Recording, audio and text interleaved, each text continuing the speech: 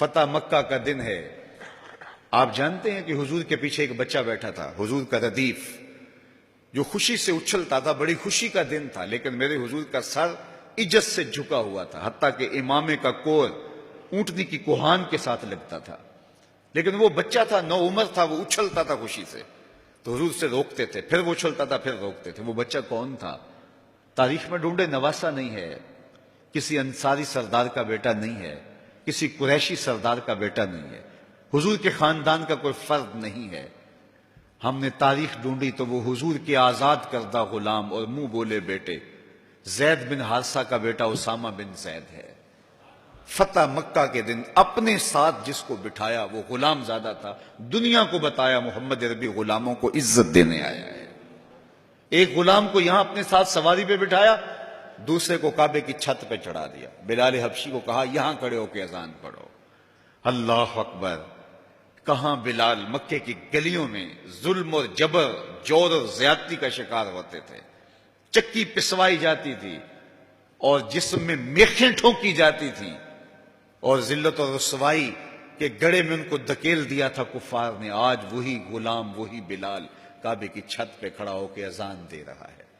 اللہ اکبر! میں یہاں کھڑے ہو کے اذان دوں تو رخ کروں گا قبلے کی جانب، اور جب کعبے کی چھت پہ کھڑا ہوں تو پھر جدھر رخ کروں ادھر ہی تو قبلہ ہوگا۔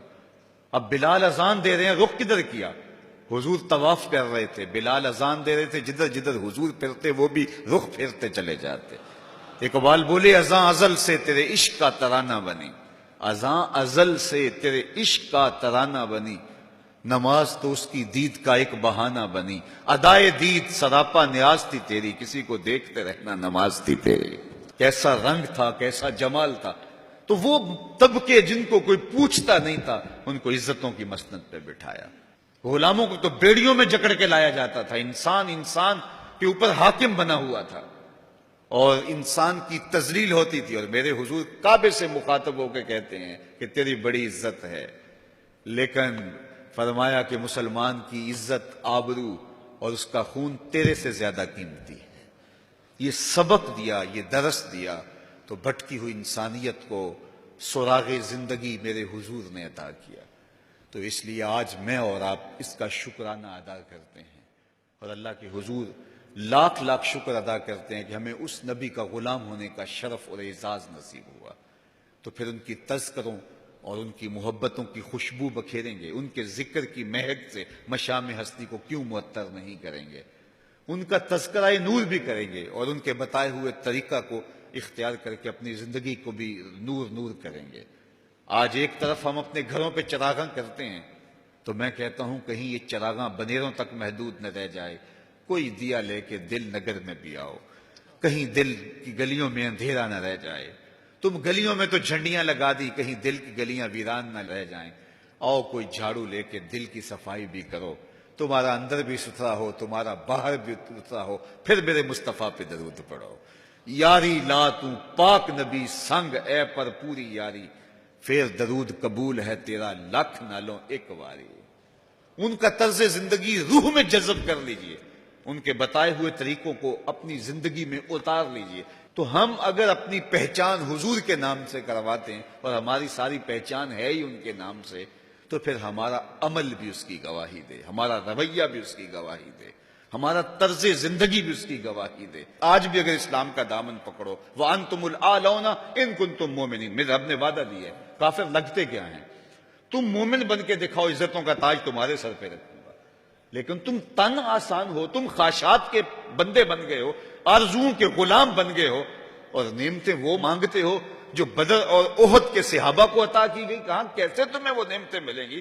پہلے اپنے آپ کو ثابت تو کرو کہ ہم ان کے اہل ہیں، اور جب اپنی اہلیت ثابت کرو گے تو رحمت کی برکھا برسے گی، اور اتنا کرم ہوگا کہ تمہارے دامن تنگ نظر آئیں گے اور تم برستے پھولوں کو سمیٹ نہیں پاؤ گے۔ لیکن افسوس کہ تم طلب وہ کرتے ہو۔ وہ ایک بڑا معروف جملہ ہے کہ لوگ جو ہے وہ زندگی یزید کی جینا چاہتے ہیں اور موت حسین کی مانگتے ہیں۔ صاحب ایسا نہیں ہوتا۔ اگر حسین ابن علی جیسی زندگی گزاریں گے تو پھر ان کے مراتب رفیع کا حصہ نصیب ہوگا، لیکن اگر ہم اپنی خواہشات کی زندگی گزاریں گے اور کہیں گے کہ ہم چونکہ مسلمان ہوتے ہیں لہذا ساری نعمتیں ہمیں دی جائیں، ہم جھوٹے ہیں، ہم مکار ہیں، ہم 2 نمبر مال بیچتے ہیں، ہم جو چاہیں کریں، ہم وعدہ خلافی کریں، لیکن ساری عزتیں ہماری جھولی میں ہونی چاہیے، مسلمان جو ہوتے ہیں۔ لیکن ایسا نہیں ہوتا، اس کا وعدہ ہے تم مسلمان عملاً بن کے دکھاؤ، عزتوں کا تاج تمہارے قدموں تلے ہوگا۔ یار آج تو تم 1 ارب 40-50 کروڑ ہو، وہ زمانہ بھی تھا جب تمہاری تعداد صرف 313 تھی اور تمہارے پاس تلواریں بھی ٹوٹی ہوئی تھیں، لیکن ہم نے تمہیں وہ عزتوں کی مسند دی کہ زمانہ تمہارے اوپر رش کرتا تھا۔ تو آج اگر تم اس کے ہو کے دکھاؤ اور اس کے بن کے دکھاؤ تو میں تمہیں عزتوں کے تاج پہنا دوں گا۔